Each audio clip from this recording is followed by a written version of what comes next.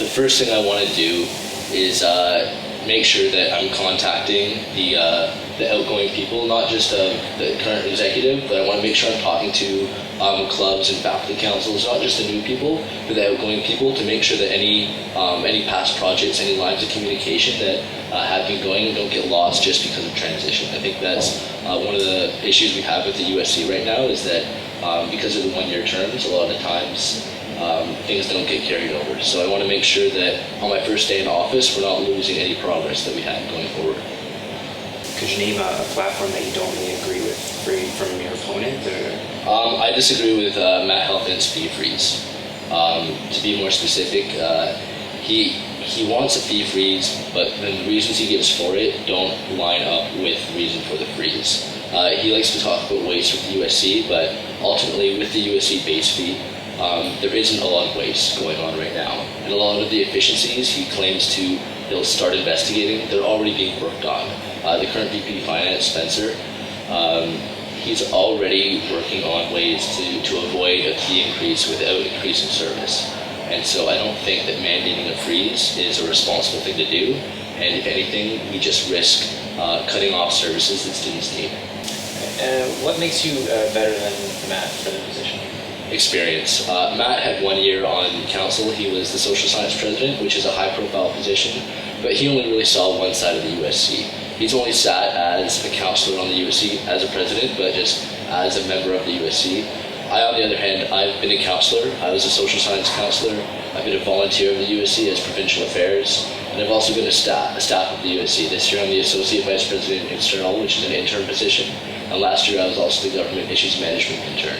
And especially the job last year, I was really able to see the inner workings of the USC, a side of the USC that even a lot of the commissioners and coordinators don't get to see. And it's really informed a lot of the making a better USC side of the platform, because I see where a lot of these communication issues come from and what happens in those closed-door meetings. What do you think you lack in comparison to your opponent?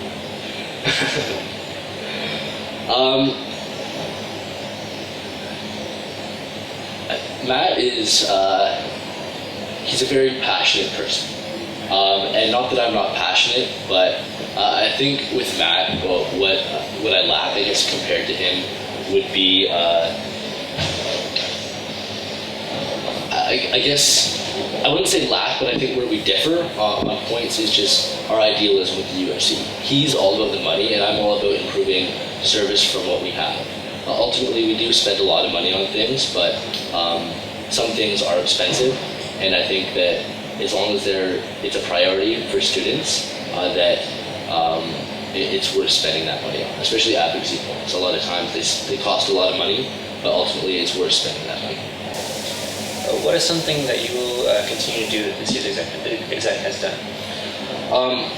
There's a lot of different things. We have a whole point about committing to past projects, so it's especially with the Idea Forum, with the Involvement Compass, those are some projects we'd like to continue working on, but also with the municipal efforts. Sorry, words are hard.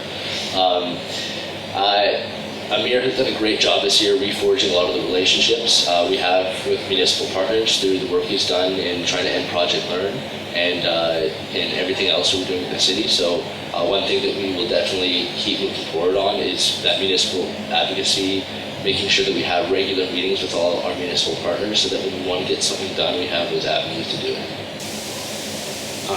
What would you change from what the USC's done this year? What I would change is communication. And it's something I mentioned briefly before, but one of the biggest problems with the USC is no one else knows what's going on within the USC. And I think that causes a lot of the other problems that we see with the USC. When events aren't getting promoted properly, it's not just a problem with the promotion strategy, it's also a problem with the coordination between the person who's planning the event and the person who's supposed to promote the event. If the person who's supposed to promote the event doesn't know about the event far enough in advance, they can't possibly have a proper strategy in place. That's just one example, just making sure that the communication between the USC, between all the volunteers, between the counselors, clubs, and everyone in between, making sure that those lines of communication aren't forgotten about. And how will you deal with decisions that you may make that students disagree with? Just open ears. The first thing is to make sure that you have a good idea of what the problems they have with what you've done are. I mean, ultimately, I would hope that before I make any strong decisions, I would have consulted students in the first place. So I would be confident that I would make the right decision, but I'm also always open. It's hard to please everyone. And so I would always be open to listening to students who disagree with any decision the USC made and trying to find ways to alleviate their problems or seeing what we can do to fix the situation in any other way. What value do you place on us, the Gazette? I think the Gazette is it's really the way that the USC is kept in check.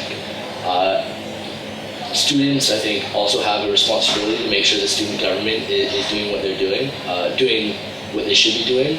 But the Gazette is a great way to, as the Gazette reports on what the USC is doing, it disseminates that information to students and makes sure that the USC can't get away with just passing things without anyone knowing. So it's a great piece of information. It's a great tool for all news on campus, including USC news for students. What do you think about the protests about the student strategic plan?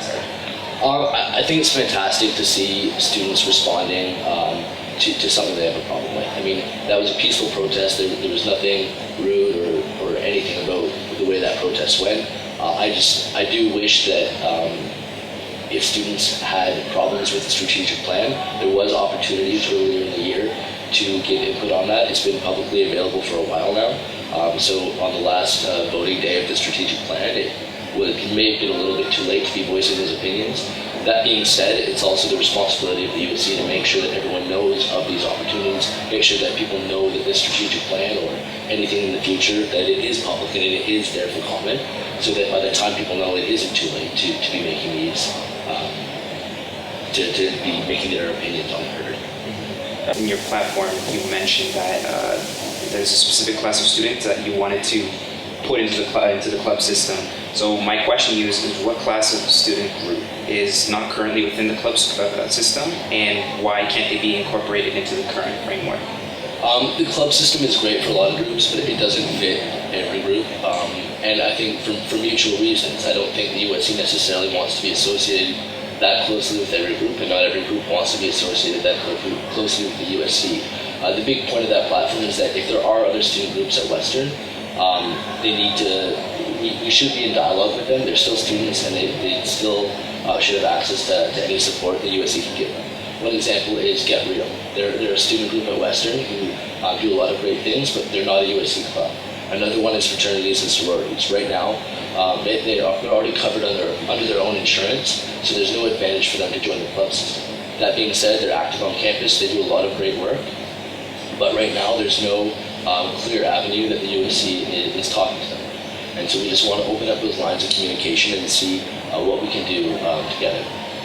You're proposing to create a number of new websites. The USC and the university websites are both notoriously cumbersome and confusing.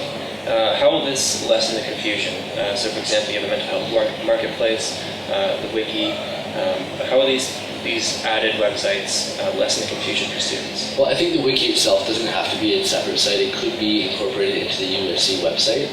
But the idea of the wiki itself is to make sure that there's one space that a student can go and find out anything they need to know about Western, whether it just links them to another site ultimately or gives them the information right there. That's part of the whole point of the wiki, is that if you have a question about a class, about a service on campus, about what concrete beach is if you're a first year, that you could go to the wiki and find where you need to go.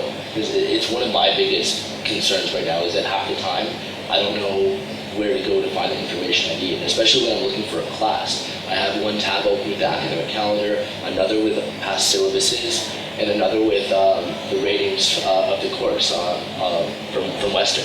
I think just having one place to have a lot of this information and that would directly link you to the source of the information as well would just make it a lot easier for students to find what they need.